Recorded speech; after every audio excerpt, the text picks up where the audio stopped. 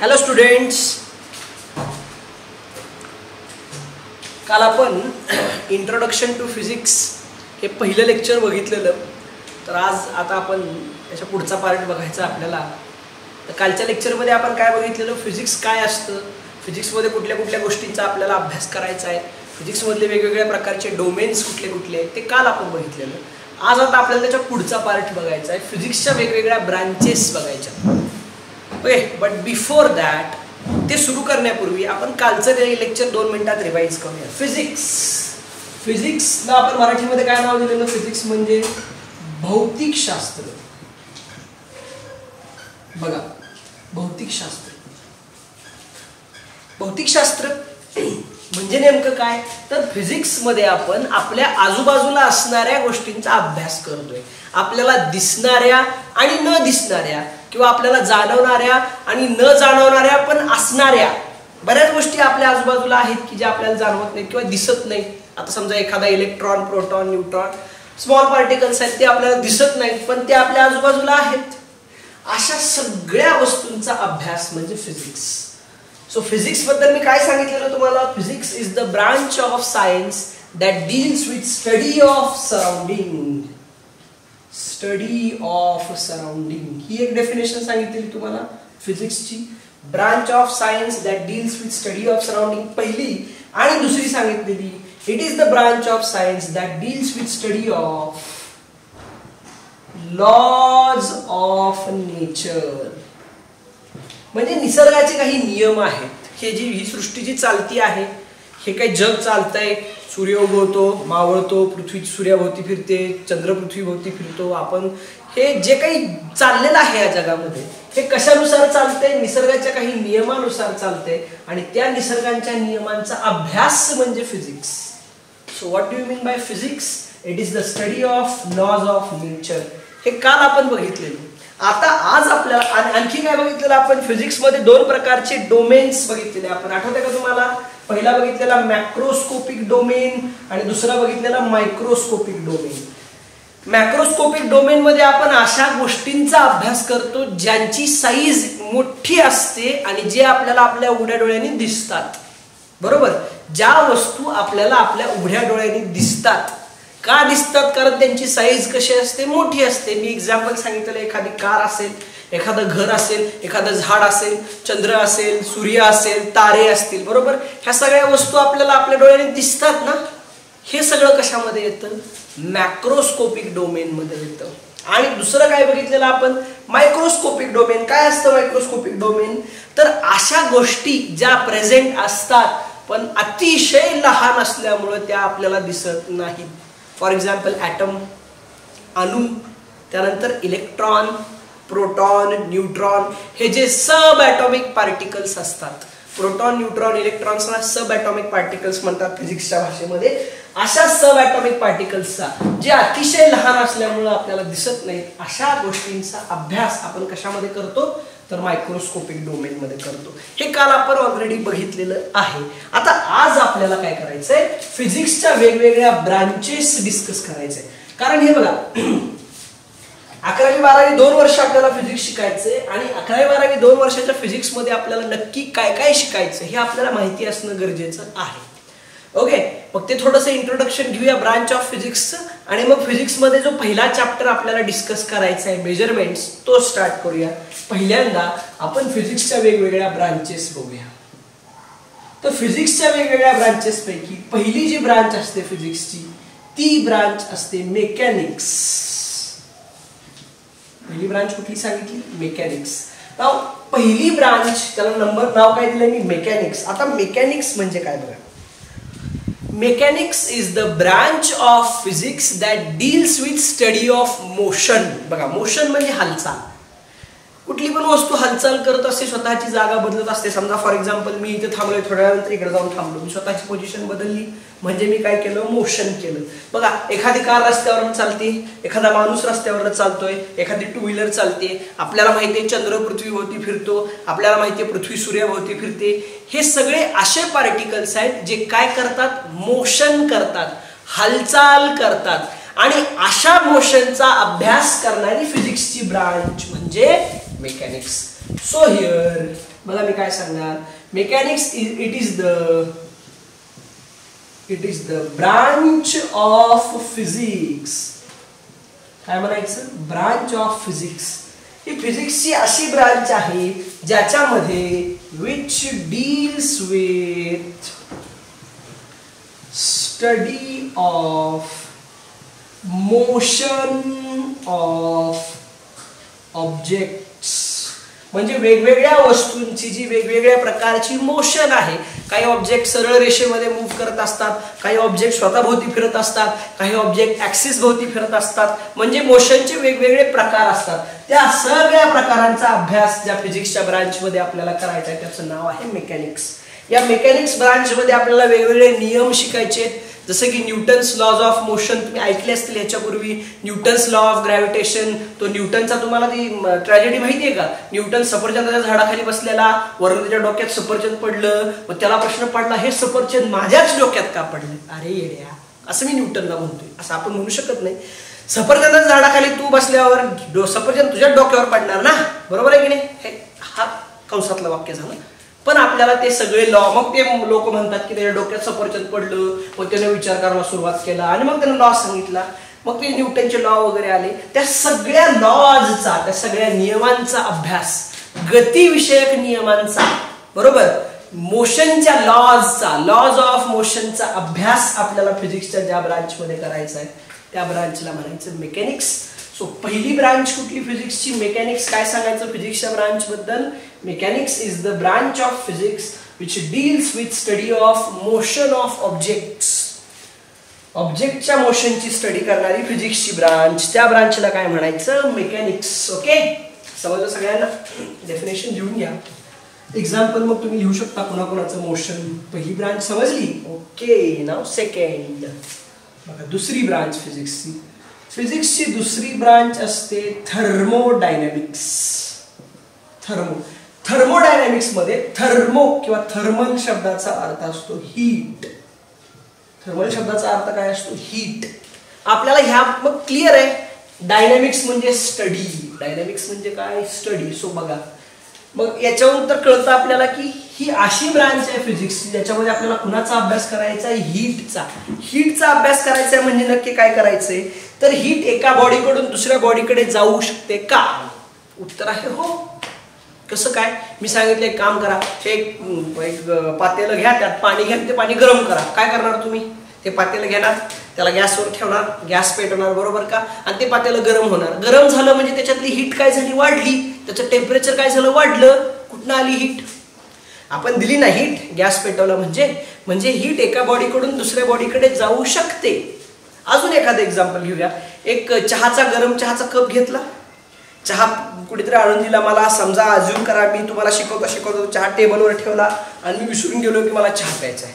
15 मिनिटानंतर माझ्या लक्षात आलं की अरे टेबलवर कुठेतरी चहा ठेवलाय. मी जेव्हा त्या चहाचा कप घेईन आणि तो चहा जेव्हा प्यायला सुरुवात करेन तेव्हा माझ्या असं लक्षात येईल की तो चहा काय झालाय?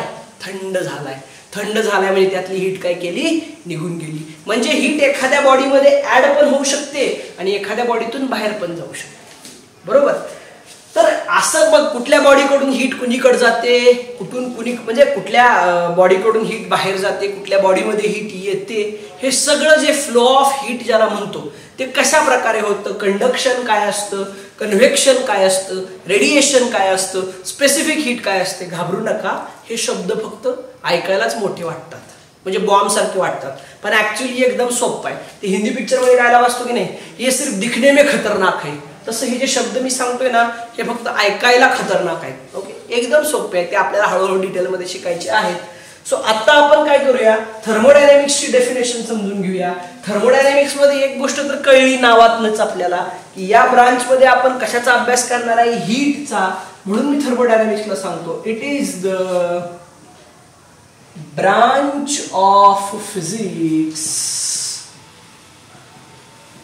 that deals with study of heat and its properties.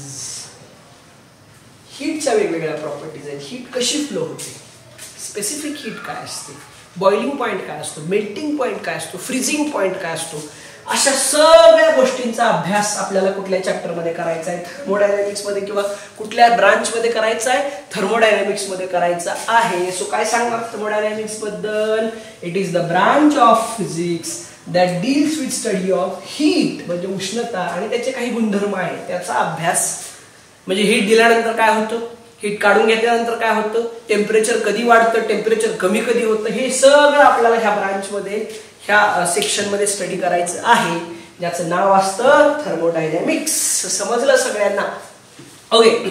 अभी इसके बाद में थर्ड ब्रांच ऑफ फिजिक्स, फिजिक्सची तिसरी ब्रांच असते ज्याला आपण म्हणतो ऑप्टिक्स. ऑप्टिक्स. आता बघा, ऑप्टिक्स म्हटलं की विजन हा शब्द येतो. ऑप्टिक्स म्हटलं की दिसणं. एक क्लिअर गोष्ट सांगतो मी तुम्हाला. एखादी वस्तू आपल्याला का दिसते तर त्याची दोन कारण आहेत. एक तर आपल्याला डोळे आहेत आणि दुसरा म्हणजे प्रकाश, लाईट.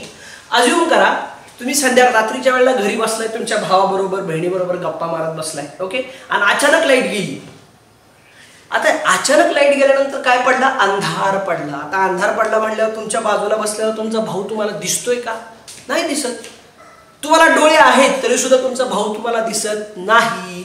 याचं कारण काय? एखादी वस्तू दिसण्यासाठी फक्त आणि फक्त डोळे असून उपयोगाचे नाहीयेत. अजून एक गोष्ट लागते ती म्हणजे लाईट, ज्याला आपण मराठीमध्ये प्रकाश असं म्हणतो, जो आपल्याला सूर्यापासून मिळत असतो, वेगवेगळ्या प्रकारच्या सोर्सेस पासून, ज्याला आपण बल्ब वगैरे असं म्हणतो त्यांच्यापासून मिळत असतो. तर ऑप्टिक्स या ब्रांच मध्ये आपल्याला लाईटचा आणि लाईटशी रिलेटेड वेगवेगळ्या फेनॉमेनॉन्सचा अभ्यास करायचा आहे. म्हणजे रेनबो सगळ्यांनी बघितलाय, इंद्रधनुष्य बघितलाय. कधी होतो? पाऊस पडून गेलेला ढगाळ वातावरण असलं की रेनबो दिसतो. का दिसतो? स्कायचा कलर कसा असतो? ऍक्च्युली स्कायचा कलर ना एकदम डार्क असतो, ब्लॅक असतो. पण दिवसा स्काय म्हणजे आकाश आपल्याला दिसतं कसं? ब्लू दिसतं, ज्याला आपण स्काय ब्लू असं म्हणतो. स्काय ब्लू नसतं, स्काय ब्लू दिसतं. लक्षात आलं? दिसतं, ते ऍक्च्युली नसतं पण ते आपल्याला दिसतं. का? त्या प्रश्नाचं उत्तर आपल्याला शोधायचं आहे. त्याच्यानंतर बघा, अजून एखादं सांगायचं म्हटलं तर पूर्वेला संध्याकाळच्या वेळेला पश्चिमेला, सकाळच्या वेळेला पूर्वेला आकाशाचा कलर कसा असतो? थोडासा तांबूस असतो. काय कारण त्याचं? आरशासमोर आपण उभं राहिल्यावर आपल्याला स्वतःची प्रतिमा दिसते की नाही? सकाळी सकाळी उठून बसतो की नाही आपण भांग पडत, day day day day day असं जरा स्टाईलमध्ये आपल्याला स्वतःचं आपलं चित्र दिसतं की नाही? का दिसतं? या सगळ्या प्रश्नांचं उत्तर आपल्याला शोधून काढायचंय. ते मिळणार आहे आपल्याला ऑप्टिक्स या ब्रांच मध्ये. म्हणून मी ऑप्टिक्सची डेफिनेशन सांगतो. It is the branch of physics. Optics is the branch of physics that deals with study of light म्हणजे प्रकाश and it's different फेनॉमेनॉन्स.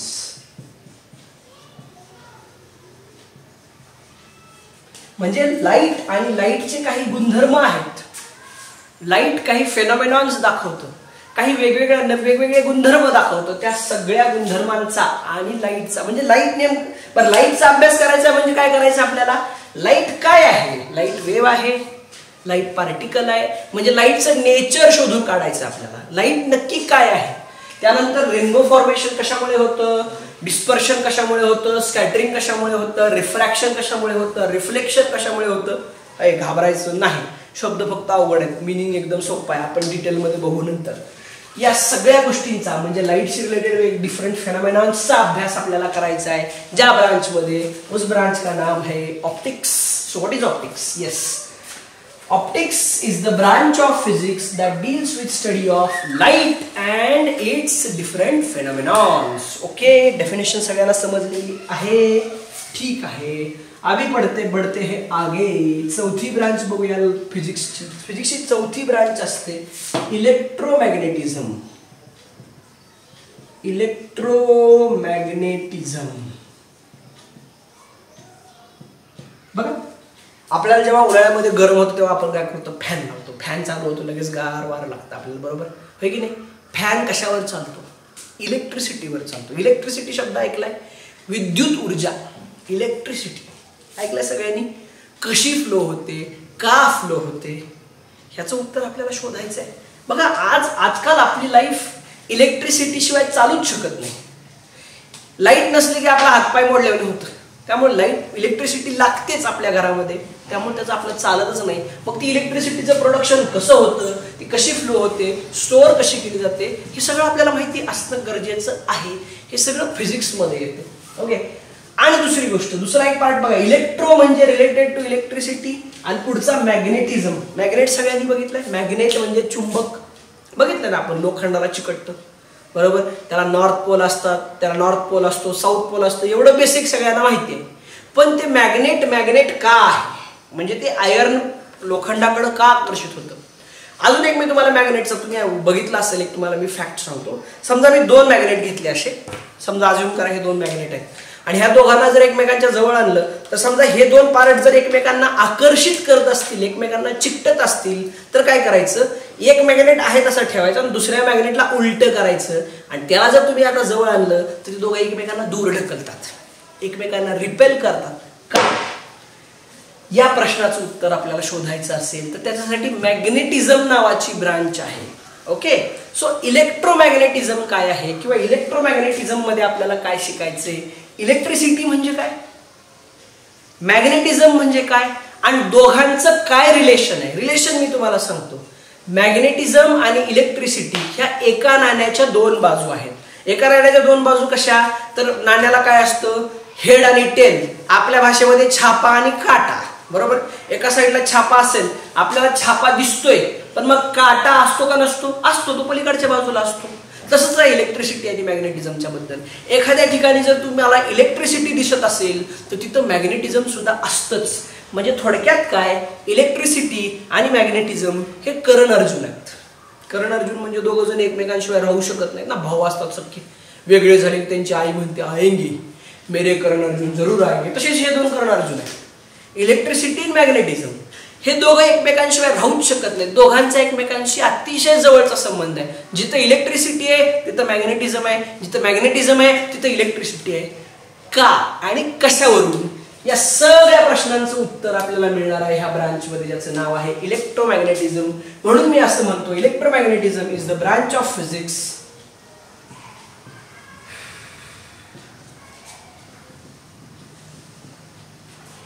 that deals with study of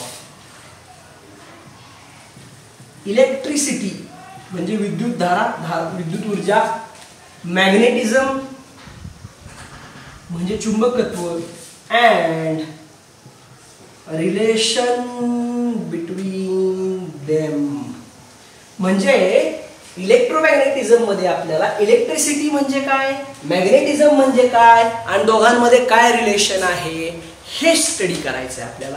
so काय सांगायचं, what is electromagnetism. Yes, it is the branch of physics that deals with study of फिजिक्सची अशी branch ज्याच्यामध्ये आपल्याला electricity काय असते, कशी असते बघायचंय, मॅग्नेटिझम नक्की काय बघायचंय, आणि इलेक्ट्रिसिटी आणि मॅग्नेटिझम या दोघांमध्ये काय रिलेशन आहे ते आपल्याला बघायचं असतं.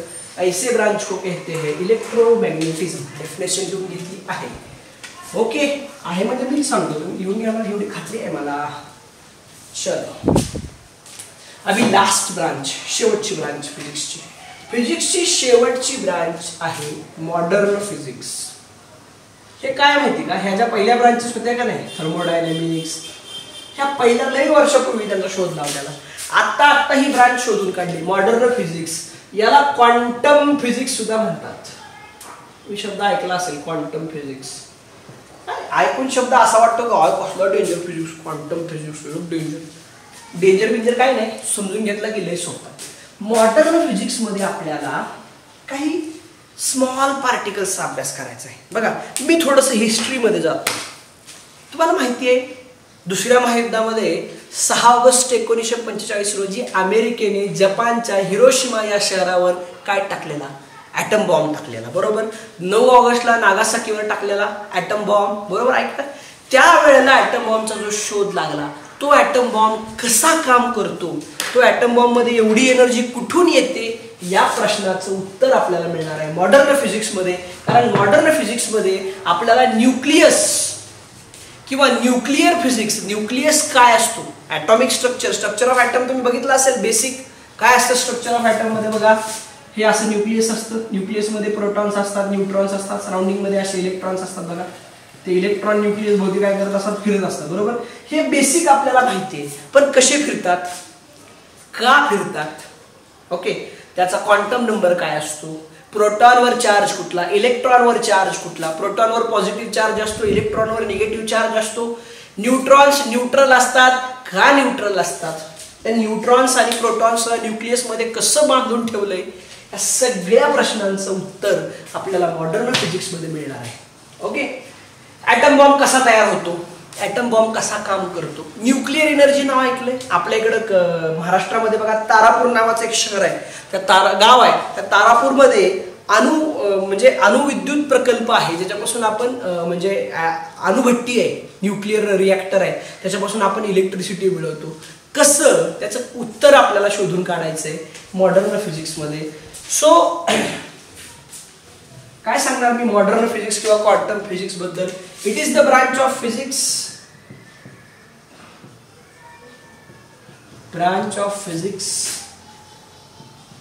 that deals with